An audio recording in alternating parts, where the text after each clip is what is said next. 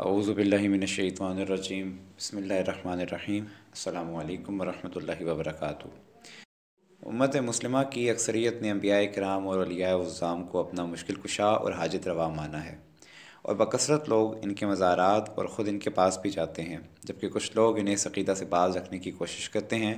اور وہ انہیں سمجھاتے ہیں کہ ان کے پاس جانا درست نہیں، کیونکہ اللہ تعالیٰ نے ارشاد فرمایا ہے کہ جن کی تم عبادت کرتے ہو وہ تو اپنے لیے بھی کچھ نہیں کر سکتے، چاہے کہ وہ تمہارا بیڑا پار کریں، اور پھر ایک طویل فہرست آیات کی پیش کر دی جاتی ہے۔ اسی سلسلہ میں خانقاہ غوثیہ مرتضیہ جمالیہ کی طرف سے ان تمام کے تمام اعتراضات کے مدلل جوابات دیے گئے ہیں۔ سب سے پہلا سوال یا اعتراض جو ان لوگوں کی طرف سے اٹھایا جاتا ہے وہ یہ کہ آپ اپنے آپ کو بہت بڑا مسلمان سمجھتے ہیں، لیکن جب بھی دیکھیں تو آپ کسی نہ کسی مزار پر پائے جاتے ہیں، کبھی کسی اپنے خود ساختہ بنائے ہوئے رہنما، پیشوا، پیر یا فقیر کے پاس، یا پھر جو ہے وہ کسی آستانے پہ یا کسی قبر پہ۔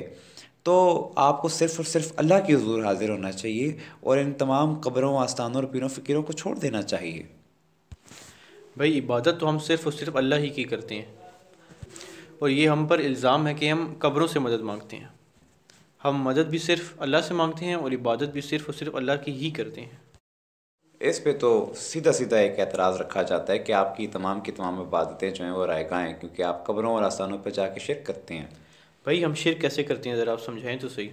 دیکھیں، اللہ تعالیٰ نے قبروں، پیروں، فقیروں، ان تمام لوگوں کے پاس جانے سے منع فرمایا ہے۔ بھائی وہ کیسے؟ دیکھیں،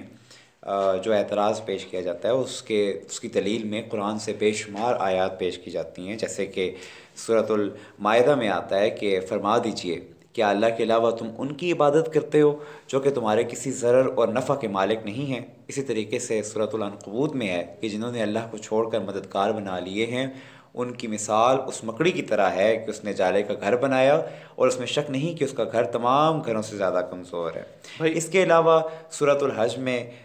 سورۃ الاحقاف میں اور دیگر صورتوں میں بھی آیات موجود ہیں، آپ ان کا مطالعہ کر سکتے ہیں۔ بھائی آپ نے اتنی آیات پیش کر دی ہیں، اس سے تو یہ بات معلوم ہو رہی ہے کہ اس وقت کے عرب لوگ بھی اپنے پیروں، فقیروں اور قبروں پر جاتے ہوں گے، کیونکہ بقول آپ کے ان آیات میں اللہ تعالیٰ ان لوگوں کو وہاں جانے سے روک رہا ہے۔ بھلا یہ بتائیں کہ اللہ تعالیٰ جن لوگوں کو اس زمانے میں ایسا کرنے سے منع فرما رہا ہے، وہ اس زمانے کے مسلمان یعنی صحابہ کرام تھے یا کوئی اور لوگ؟ دیکھیں، ظاہری سی بات ہے، صحابہ اکرام تو یہ کام ہرگز نہیں کر سکتے۔ صحابہ اکرام ایسا کام کیوں کرنے لگے؟ یہ تو اس زمانے کے جو مشرکین ہیں، یہ ان کی بات ہی کی جاتی ہے۔ تو وہ مشرکین کیا قبروں، آستانوں یا کسی پیر فقیر کے پاس جایا کرتے تھے؟ اگر وہ پیروں فقیروں کے پاس جایا کرتے تھے تو ذرا ان پیروں فقیروں کے نام تو بتا دیں، اور اگر وہ قبروں پر حاضر دیا کرتے تھے تو ان قبروں کی نشاندہی کر دیں۔ دیکھیں، کسی قبر پر تو وہ جا ہی نہیں سکتے تھے، کیونکہ ان کے نزدیک تو مرنے کے بعد دوبارہ زندہ ہونے کا تصور ہی نہیں ہے۔ چاہے کہ وہ کسی قبر والے کو زندہ سمجھ کر وہاں سے اس کی قبر کے پاس بیٹھیں اور اس سے مانگیں، اور جو ہے وہ اپنی حاجتیں اس کے سامنے پیش کریں، بلکہ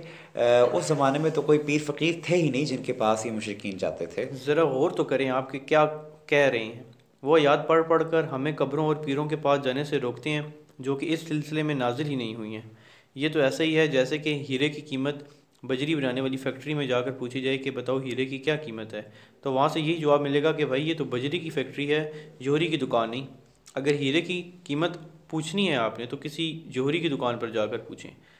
بھائی مسلمانوں کو اتنا بڑا دھوکہ نہ دیں کہ کلمے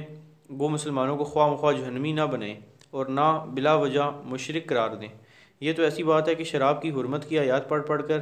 سندل اور الائچی کی خوشبودار شربتوں کو حرام قرار دیا جانے لگے۔ بھئی وہ مشرکین اور ان کے بت ہیں، جبکہ یہاں تو مسلمان اور اللہ تعالیٰ کے مقدس بندے ہیں۔ تو مسلمانوں کو مشرکین اور انبیاء کرام اور اولیاء اللہ کو بتوں پر قیاس نہ کریں، اس طرح تو مفہوم قرآن بدل کر رہ جائے گا اور پورا دین مسخ ہو جائے گا۔ دیکھیں، جس طرح کے ہندو جو بتوں کے پجاری ہیں وہ اپنے بتوں کو غسل دیا کرتے ہیں، کیا اسی طرح یہ مسلمان بھی اپنے بزرگوں کی قبروں کو غسل نہیں دیتے؟ ذرا مشرکین اور ہندوؤں سے ان کی مشابہت تو آپ دیکھیں کہ کتنی زیادہ ہو رہی ہے، بالکل وہی مشرکانہ طور طریقے معلوم ہوتے ہیں۔ اگر مشابہت کی بات کرتے ہیں تو اس طرح تو کوئی بھی یہ کہہ سکتا ہے۔ ہندوؤں کے نزدیک گنگا اور جمنا کا پانی متبرک ہے، اور آپ لوگوں کے نزدیک زمزم اور حوض کوثر کا پانی۔ ہندو پتھروں کو چوما کرتے ہیں اور آپ حجر اسود کو چوما کرتے ہیں۔ ہندو بتوں کی طرف منہ کر کے سجدہ کرتے ہیں اور آپ بھی اپنے پتھر سے بنائے ہوئے خانہ کعبہ کی طرف منہ کر کے سجدہ کرتے ہیں۔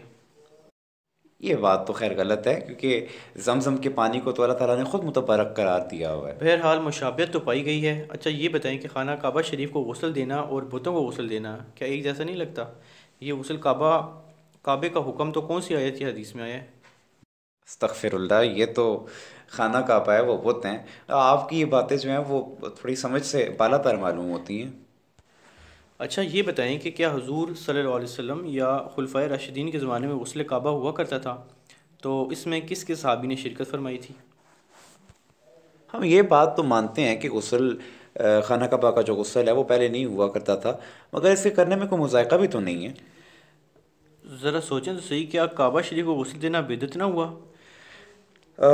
بدعت تو ہے، مگر اس کے کرنے میں کوئی مذائقہ نہیں ہے، اس لیے کوئی عارض نہیں ہے، کیونکہ دین نے ہمیں ایسا کرنے سے روکا نہیں ہے۔ بھائی یہی تو ہم کہتے ہیں کہ ہر وہ نیا کام جسے دین منع نہ کرے اس کے کرنے میں کوئی مذائقہ نہیں ہونا چاہیے، اور اس سے بدعت کی رٹ لگا کر ناجائز حرام و شرک کو بدعت کہہ کر رد نہیں کر دینا چاہیے۔ یہ تو آپ کہاں کی بات کہاں لے آئے ہیں، بات تو قبروں اور پیروں سے متعلق ہو رہی تھی۔ اب ہمیں یہ بتائیں کہ آپ جن مقدس بندوں کے پاس جانے کو ضروری سمجھتے ہیں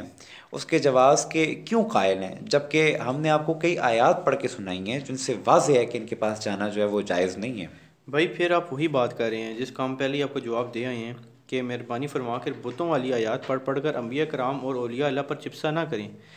یہ تو میں ابھی ثابت کروں گا کہ ہم انبیاء کرام اور اولیاء اعظام کے پاس کیوں جاتے ہیں، مگر یہ تو بتائیں کہ بتوں والی آیات میں آپ لوگ انبیاء کرام اور اولیاء اعظام کی شان کو تلاش کرتے ہو اور بتوں والی آیات کو حکم ان مقدس شخصیات پر لگاتے ہو۔ یہ کتنا بڑا ظلم و ستم ظریفی ہے۔ اگر ان مقدس حضرات کی شان تلاش کرنی ہے تو وہ بتوں والی آیات میں نہ ملیں گی، بلکہ ان آیات میں ملیں گی جو خود ان بزرگ ہستیوں کے بارے میں نازل ہوئی ہیں۔ چلیں آپ خود ہی وہ آیات پیش کر دیں جن سے ان مقدس شخصیات اور بتوں کے درمیان فرق واضح ہو جائے، تاکہ ہماری سمجھ میں بھی یہ بات آ جائے کہ آپ کیا نہ کیا چاہتے ہیں، آپ کا موقف کیا ہے۔ سر دست تو اتنا ہی عرض کروں گا کہ بتوں والی آیات میں تو رب العالمین کا یہی پیغام بار بار آ رہا ہے کہ تم ان کے پاس مت جاؤ اور نہ ان سے کچھ مانگو، وہ تمہیں کچھ بھی نہیں دے سکتے۔ مگر جب پیارے نبی مکرم صلی اللہ علیہ وسلم کا ذکر آتا ہے تو وہ سورۃ المنافقون کی آیت نمبر 5 اور 6 میں